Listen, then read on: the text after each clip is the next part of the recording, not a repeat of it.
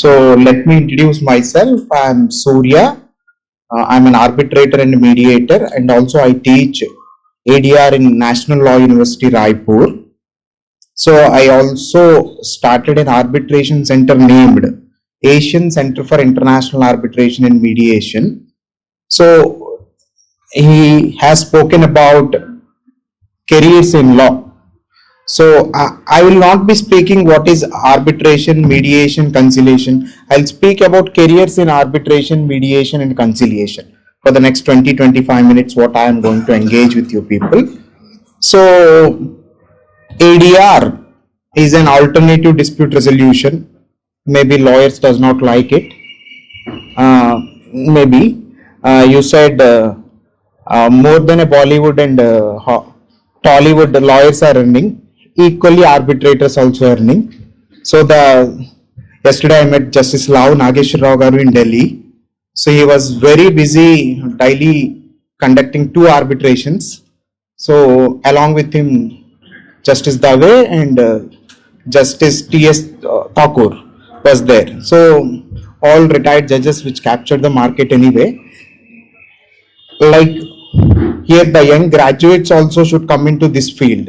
The arbitration, mediation and conciliation in the alternative dispute resolution field is concerned. The newest form of ADR is ODR, online dispute resolution. How many people know how many ODR startups there in India? How many ODR startups there in India?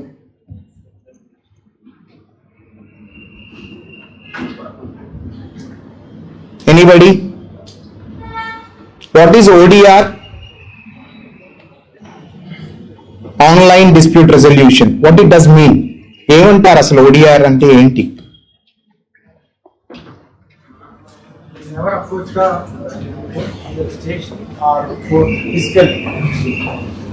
అంటే మొత్తం అంటే తెలుగు కొద్దిగా ఏమైనా ఇబ్బందిగా మాట్లాడినా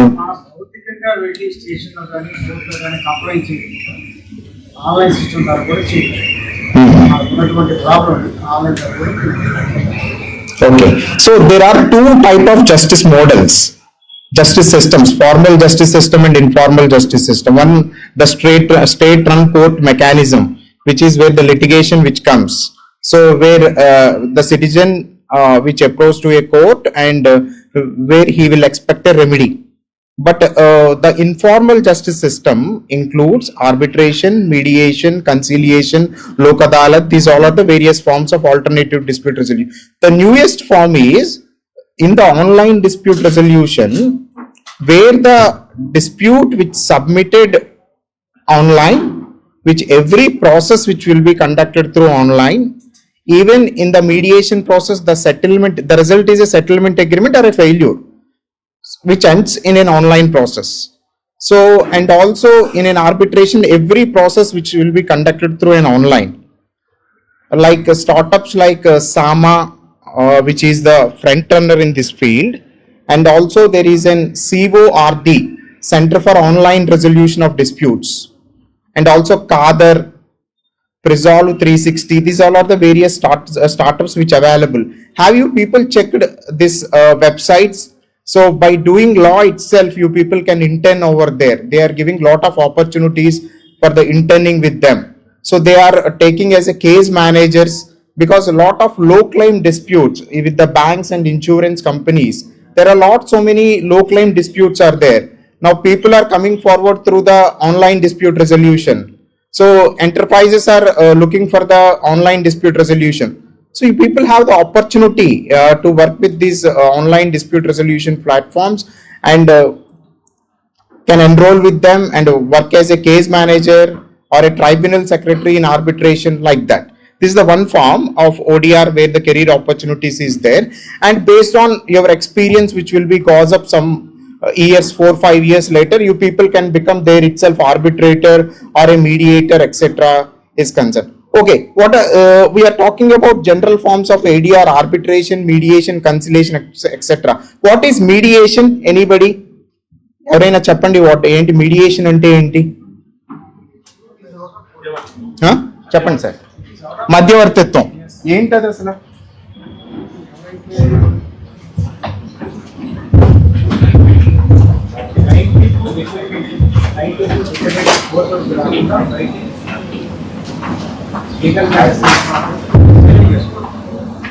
అన్ని రకాల disputes మధ్యవర్తిత్వం చేసుకోవచ్చండి.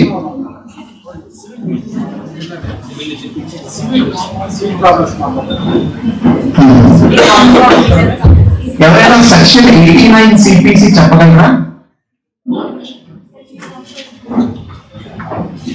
Section 89 CPC settlement outside of the court.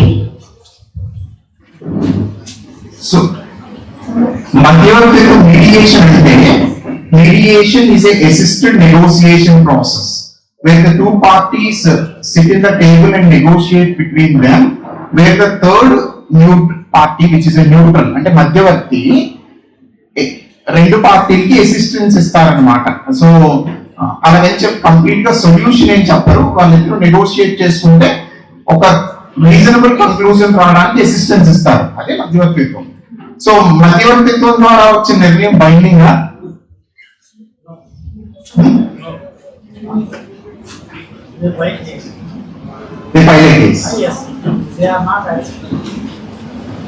Okay చెప్పండి sir. By doing Lokayukta, it's submitted. Lokayukta, right? Lokayukta.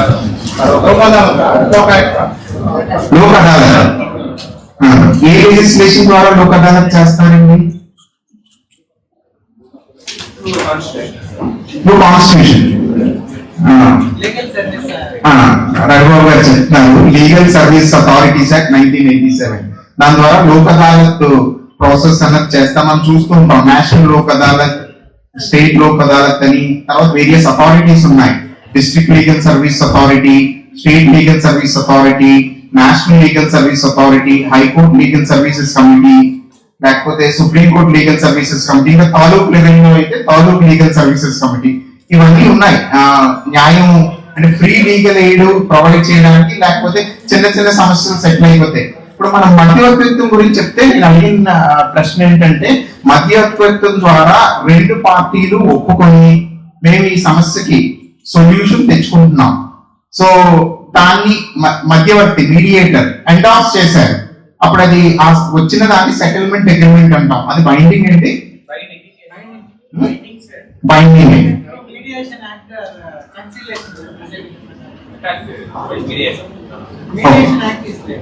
Okay. So where the settlement has been reached by the two parties with the assistance of the mediator, when both the parties have been signed the settlement agreement and which is endorsed by the mediator, అదైతే binding. ఒక్క party ఒప్పుకోకపోయినా mediation అనేది fail అయిపోతుంది. So ఇప్పుడు అసలు conciliation అన్నది ఉందండి? Conciliation అసలు mediation act 2023 అని చెప్పి పార్లమెంట్ లో పాస్ చేశారు. ఎంతమందికి తెలుసండి మీడియేషన్ యాక్ట్ 2023 అన్నది వచ్చింది? ఓకే. సో అది ఇంకా నోటిఫై అన్నది గెజెట్ అవ్వలేదు, కొన్ని ప్రొవిజన్స్ అయ్యాయి, కొన్ని అవ్వలేదు. సో అది కంప్లీట్ గా నోటిఫై అయితే so part 3 of the arbitration and conciliation act 1996 has going to be wound up. మొత్తం కంప్లీట్ అసలు కన్సిలియేషన్ అన్నా మీడియేషన్ అన్నా ఆల్మోస్ట్ ఒకటే. బోత్ ఆర్ సినోనమస్, రెండు సిమిలర్ టైప్ ఆఫ్ వర్డ్స్. అమెరికాలో అయితే బ్యాన్ లేదు, మన దగ్గర అక్కడ ఓన్లీ కంప్లీట్ గా మీడియేషన్ అని అంటారు.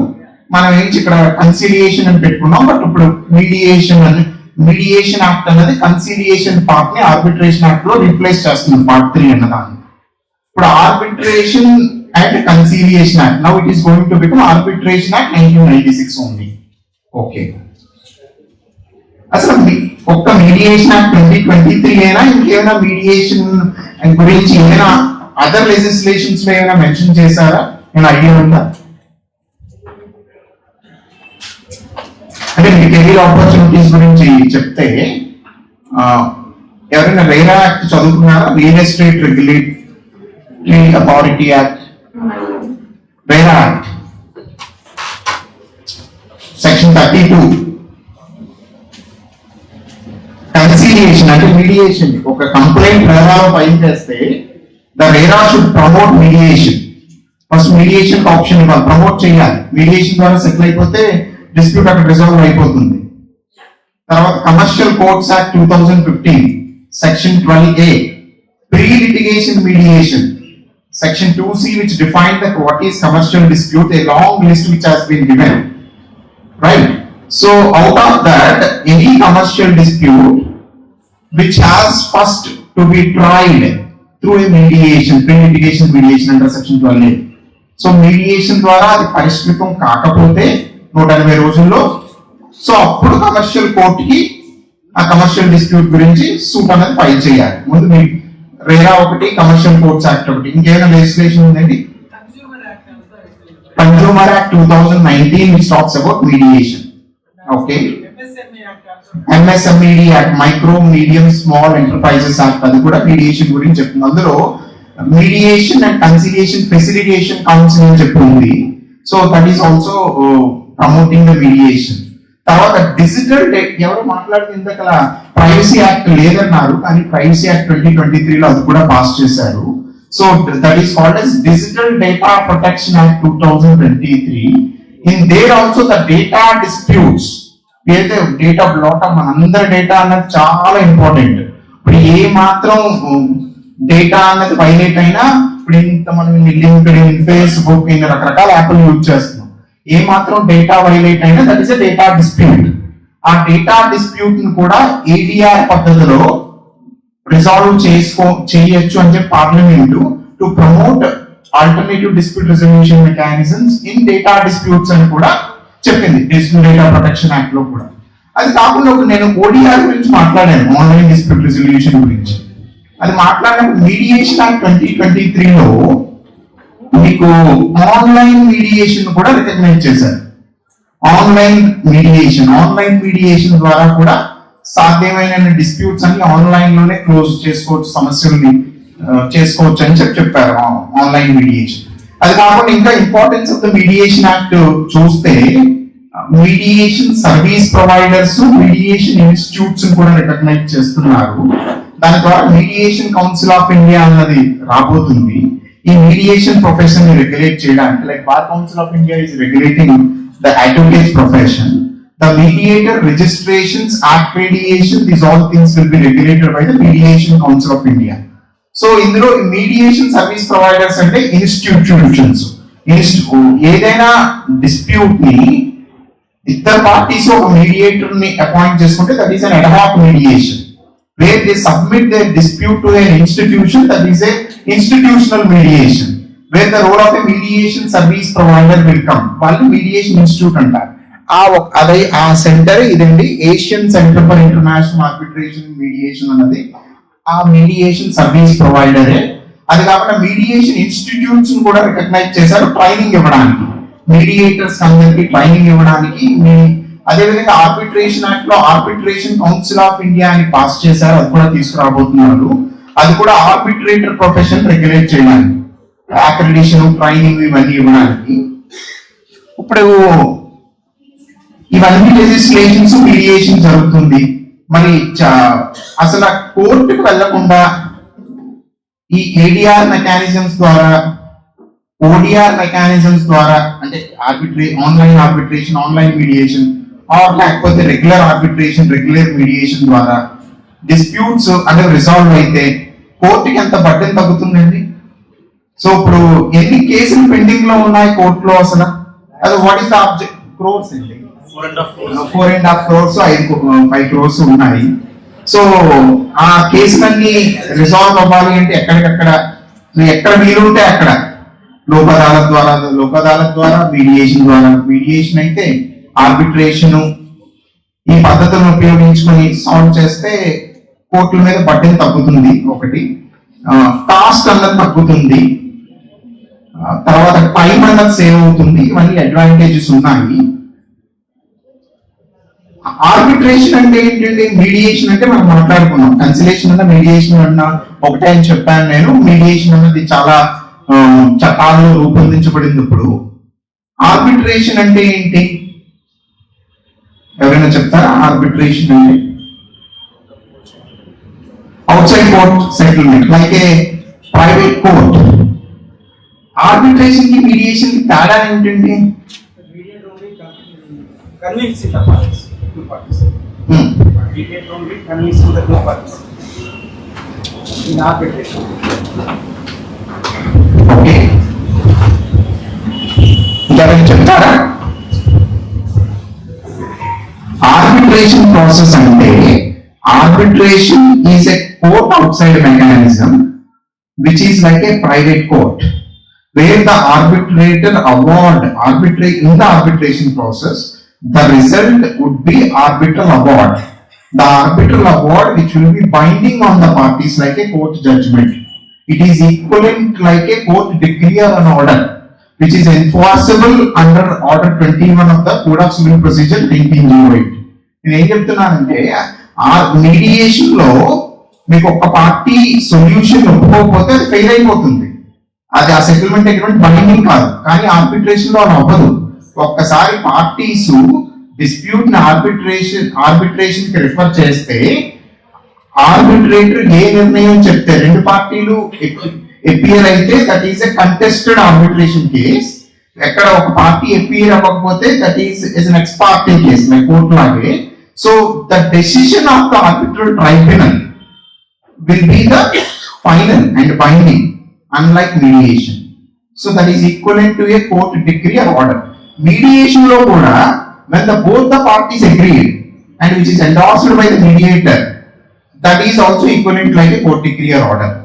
So section 17(3) of the Arbitration and Conciliation Act, status of the settlement agreement under the conciliation process. So that is equivalent like a court decree or order. So there is the difference between arbitration award and the mediation settlement agreement is concerned. అసలు ఎన్ని రకాల arbitration ఉన్నాయండి?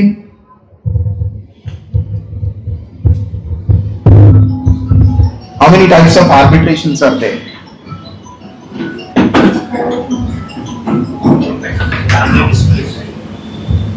What type of disputes actually can be referred to arbitration? Family disputes. Mainly commercial disputes and some family disputes may be only related to assets, not divorce also. The writing person అని చెప్పి మనం చదువుకున్నాం కదా torts లో. Right against thing and right against a person. Right against a person arrange అయ్యేదే మనం arbitration submit చేయొచ్చు. చాలా సుప్రీం కోర్ట్ జడ్జ్మెంట్లు ఉన్నాయి. ఏవే కేసెస్ రిఫర్ చేయొచ్చు ఆర్బిట్రేషన్, ఏవేవి కేసెస్ రిఫర్ చేయకూడదు అన్నది. భూజలన్ అన్న ఒక కేసు చాలా ఇంపార్టెంట్, మీరు చూడండి, రీసెర్చ్ చేయండి, చదవండి. సో నేను ఏమంటున్నానంటే మేజర్ గా 2 types ఆఫ్ ఆర్బిట్రేషన్స్ ఉన్నాయి. ఒకటి ఎడ్హాక్ ఆర్బిట్రేషన్, రెండు ఇన్స్టిట్యూషనల్ ఆర్బిట్రేషన్.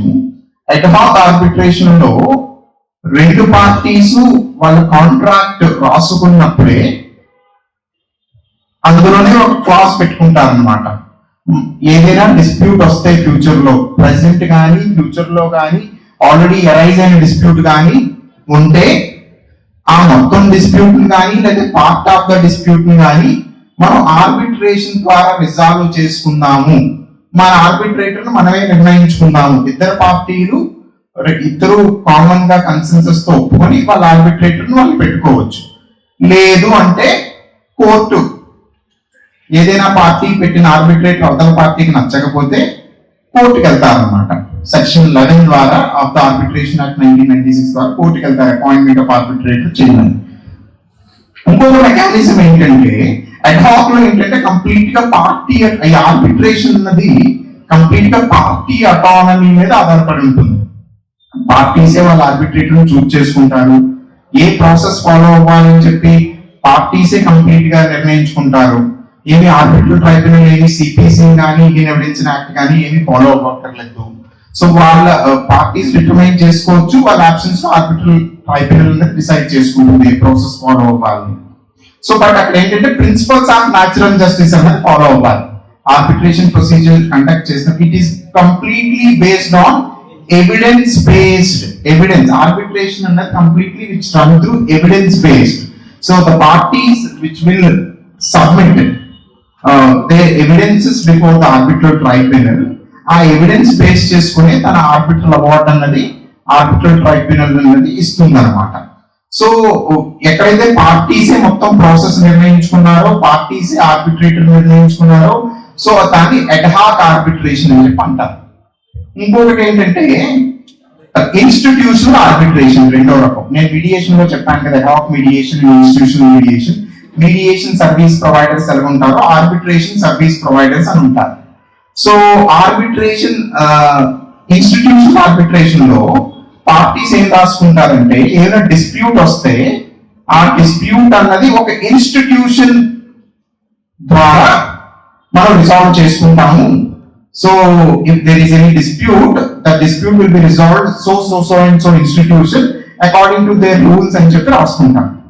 అలా రాసుకుంటే సపోజ్ డిస్ప్యూట్ వచ్చింది అనుకోండి, ఆ ఇన్స్టిట్యూషన్ లో ఫైల్ చేస్తారు అన్నమాట కేసు. సో అప్పుడు కూడా వాళ్ళు ఆర్బిట్రేటర్ కావాలంటే రెండు పార్టీలు కన్సెన్సస్ మీద అపాయింట్ చేసుకోవచ్చు, లేకపోతే వాళ్ళు ఫెయిల్ అయితే ఇన్స్టిట్యూషన్ ఆర్బిట్రేటర్ అపాయింట్ చేస్తుంది. మామూలుగా అడ్హాక్ పద్ధతిలో కోర్టుకి వెళ్తాం సెక్షన్ 11 ప్రకారం. ఇన్స్టిట్యూషనల్ ఆర్బిట్రేషన్ లో ఇన్స్టిట్యూషన్ అడుగుతాం అపాయింట్ చేయమని, వాళ్ళు కన్సెన్సస్ రీచ్ అవ్వకపోతే. ఏమైనా 4 నోటబుల్ ఇన్స్టిట్యూషన్స్ చెప్తారా world wide arbitration service provide చేస్తున్న ఒక 4 నోటబుల్ ఇన్స్టిట్యూషన్స్?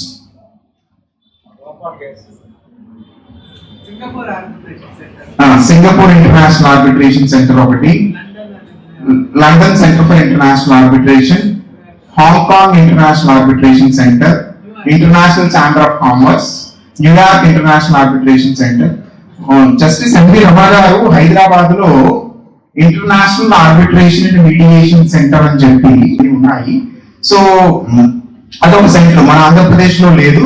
మా ఉద్దేశం అదే, ఈ Asian centre for international arbitration mediation ఈ సెంటర్ ద్వారా గవర్నమెంట్ కూడా లైసెన్స్ చేస్తున్నాము. శ్రీనివాస్ గారితో చాలా సార్లు మాట్లాడడం జరిగింది. సో ఆనరబుల్ సీఎం ని మేబీ కొన్ని రోజుల్లో కలుస్తున్నాము. ఈ సెంటర్ గురించి ఈవెన్ సీఎం కూడా ఉంది, అమరావతిలో ఆర్బిట్రేషన్ సెంటర్ పెడదామని చెప్పి ఎక్కడో ప్రెస్ నోట్ లో చదివాము. మేబీ సమ్ జడ్జెస్ దగ్గర కూడా ఈ ఎక్స్ప్రెషన్ కరెక్ట్. సో నేను ఏమంటున్నానంటే, ఈ ఆంధ్రప్రదేశ్ లో కూడా ఆర్బిట్రేషన్ అండ్ మీడియేషన్ ని ప్రమోట్ చేసి, సో మన కోర్టుల మీద బడ్డెని తగ్గించాలి. సో తర్వాత మనకి స్టేట్ ఇన్వెస్ట్మెంట్లు బాగా పెరగాలంటే the investors which will look in to the dispute resolution process. So నా ఇన్వెస్ట్మెంట్ ఇరుక్కుపోద్దా, లేకపోతే నేను సమస్య నుంచి బయటకు వస్తానా లేదా అన్నది. సో వెస్ట్రన్ కంట్రీస్ లో ఆర్బిట్రేషన్ అండ్ మీడియేషన్ చాలా ప్రాముఖ్యంగా పనిచేయడం వల్ల డెవలప్మెంట్ లో గ్రోత్ ఇంజిన్ లాగా ఉపయోగపడుతున్నాయి. మన దగ్గర కూడా ఆర్బిట్రేషన్ అండ్ మీడియేషన్ ని డెవలప్ చేస్తే so we will definitely state కూడా డెవలప్ అవుతుందని ఒక ఉద్దేశం. అది కాకుండా ఆర్బిట్రేషన్ కన్నా మీడియేషన్ అన్నది మరింత ప్రాముఖ్యత చెందబోతుంది. ఎందుకంటే పార్టీస్ తనకు తానుగానే తన డిస్ప్యూట్ ని వాళ్ళే నిర్ణయించుకుంటున్నారు. ఆర్బిట్రేషన్ లో 3వ వ్యక్తి చేతికి పెడుతున్నారు, ఆయన నిర్ణయం ఫైనల్.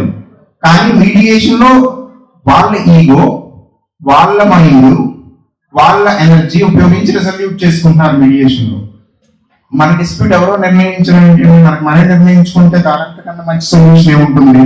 అందుకు ఫ్యూచర్ లో మీడియేషన్ అన్నది మరింత ప్రాముఖ్యత సంతరించుకోబోతుంది. దానివల్లే మీడియేషన్ యాక్ట్ ద్వారా which is the resultant of Singapore convention 2018, దాని ద్వారా మన మీడియేషన్ యాక్ట్ ని తీసుకొచ్చారు.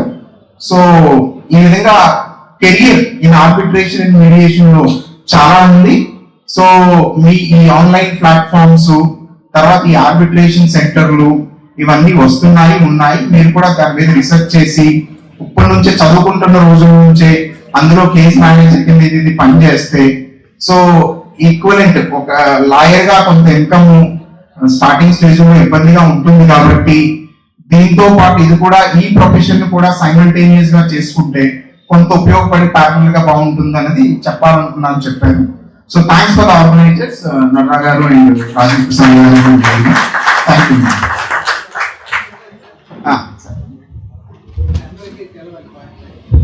మీరు పైకి వచ్చి మాట్లాడుతున్నారు. ఇప్పుడు చాలా మంది పోలీస్ స్టేషన్స్ లో పంచాయతీ చేసి సిఐ గారి ముందు, డిఎస్పీ ముందు మేమంతా ఇట్లా కూర్చున్నామని రాసుకుంటా ఉంటాను. దాని బైండింగ్ ఏంటో చెప్పండి, అందరికి తెలవాలి. లీగల్ బైండింగ్ డిఎస్పీ ముందు సిఎం ముందు రాసి వాళ్ళ పేర్లు కూడా రాస్తుంటారు. ఈ పలానా సిఐ గారి ముందు అగ్రిమెంట్ చేసామని దాని మీద ఎలా బైండింగ్ లీగల్ గా. అంటే ఇప్పుడు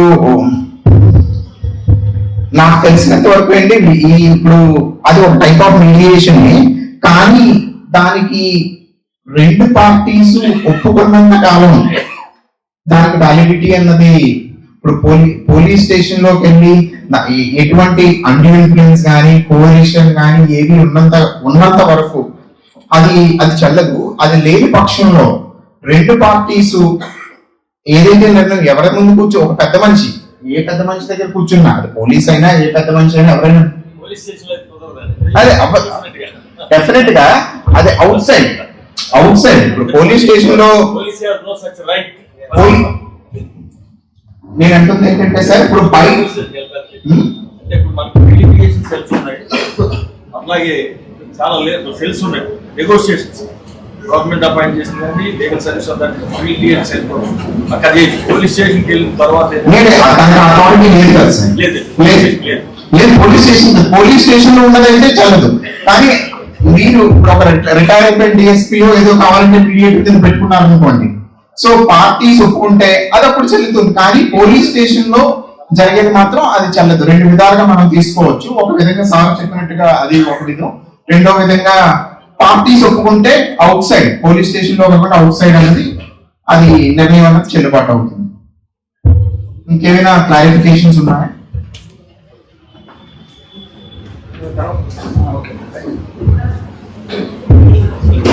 Welcome to our YouTube channel. Don't forget to like, subscribe and share the videos.